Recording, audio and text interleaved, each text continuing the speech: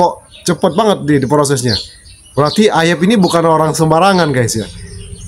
Saya kok jadi semakin meyakini komentar viewer saya beberapa waktu yang lalu mengenai siapa sosok Ayep ini sebenarnya.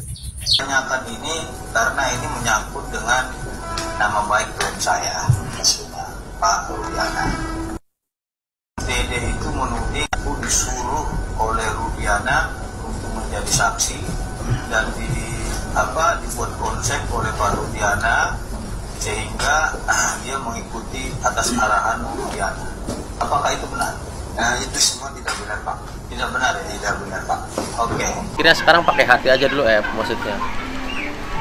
Kita kan manusia, coba berpikir pakai hati sedikit aja, pakai hati, Berpikir pakai hati, misalkan seandainya ada di keluarga kamu, gimana, dengar kemarin Saka Tatal katanya diludahin apa.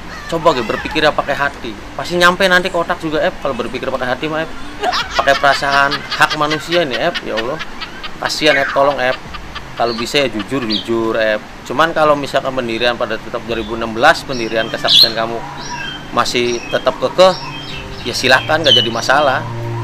Saya tetap kekeh pada pendirian saya, kesaksian saya 2016 itu tidak benar. Ditangkap, dimasukkan di dalam mobil, disiksa, disetrum, rokok dimasukin ke telinga, di atas kepala ada bekas kunci gembok, diinjak, diminum air kencing. Halo, assalamualaikum warahmatullahi wabarakatuh. Apa kabar Sahabat Hendris? Semoga Sahabat Hendris dimanapun berada tetap sehat, tetap semangat. Seperti biasa Sahabat Hendris, welcome back to my YouTube channel Hendris Media. Ada babak baru lagi nih. Ayep melaporkan Kang Deddy. Kita ketahui bersama kan, kiprah Kang Deddy Mulyadi ini di kasus Vina ini luar biasa. Dia mendatangi orang-orang yang tahu betul kejadian sebenar dari kasus Vina Cirebon ini, dan terungkap berbagai macam fakta-fakta terbaru perihal kasus Vina ini saat para saksi ini angkat bicara guys. Jadi ada mulai nampak titik terang. Tiba-tiba Ayep yang kemarin dibuatkan sayembara oleh Nikita Mirzani 500 juta bagi siapa yang menemukannya, tiba-tiba muncul di podcast bareng pengacara Fitra ya. Tapi netizen pertanyakan, itu benar Ayep apa bukan? Dia tiba-tiba buka masker ya. Saya nggak menemukan video jelasnya. Kemarin itu ada berseliweran di TikTok. Videonya di sini. Tanyakan ini karena ini menyangkut dengan nama baik klien saya, Pak Rudiana. Dede itu menuding aku disuruh oleh Rudiana untuk menjadi saksi dan dibuat konsep oleh Pak Rudiana sehingga dia mengikuti atas arahan Rudiana. Apakah itu benar? Nah, itu semua tidak benar, Pak. Tidak benar ya? Tidak benar, Pak. Oke. Kenapa itu tidak benar? Apa yang mendasari sehingga itu tidak benar menurut saudara? Di tanggal 27 Agustus itu, di malam kejadian itu, Dede itu bersama saya, Pak. Jadi itu nggak ada yang namanya di setting sama Pak Rudiana, disuruh sama Pak Rudiana, itu nggak ada, Pak. Itu sudah dari kepribadian saya sendiri, Pak. Apa yang saya tahu saya ucapkan di situ, Pak. Oke. Ini saya dengar informasinya katanya tanggal 31 Agustus itu bahwasanya tidak ketemu dengan Rudiana. Benarkah itu? Iya, benar, Pak.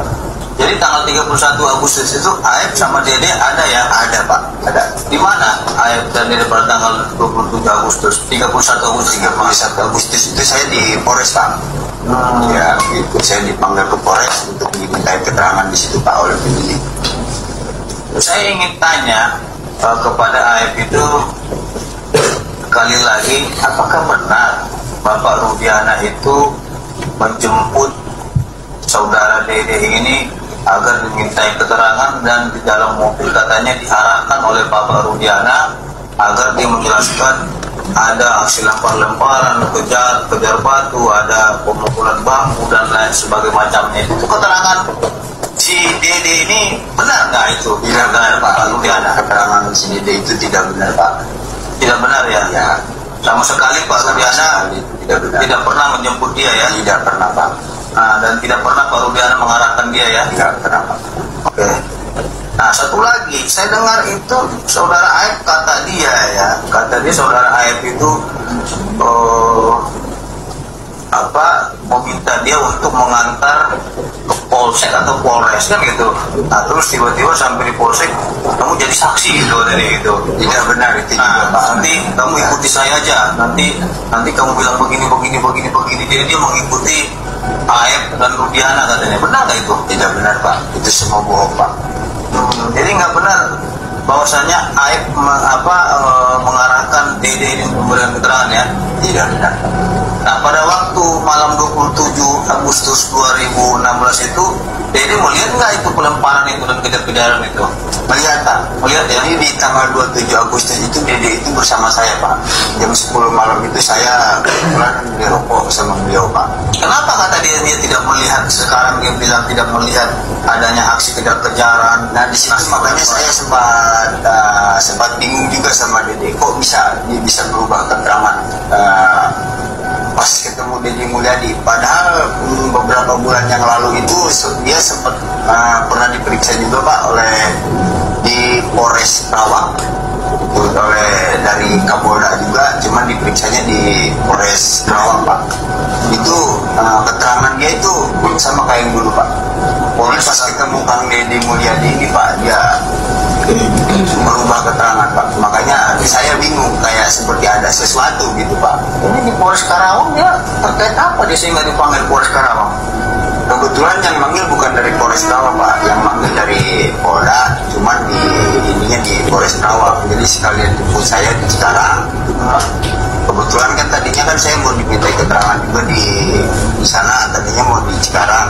Kebetulan di Cikarang banyak gitu Pak. Jadi digeser lah, dipindah di Polres Karawang gitu Pak. Terkait apa dia dipanggil yang saudara ketahui? Ya terkait kejadian 2016 Pak. Nah, coba perhatikan, apakah ini Aib yang kemarin muncul di televisi yang pakai masker atau bukan? Kalau menurut saya ini bukan orang yang sama. Mungkin ini orang yang berbeda. Banyak netizen curiga. Ya. Lalu tiba-tiba dia melaporkan, dan Polda Metro Jaya gercep banget nih merespon dengan cepat laporan yang diajukan oleh Aib lewat kuasa hukumnya.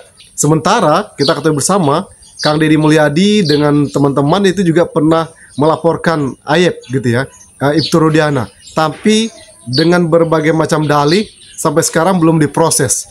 Nah, ini dengan cepatnya, gercep banget. Nah, kok cepat banget di prosesnya? Berarti Aib ini bukan orang sembarangan guys ya.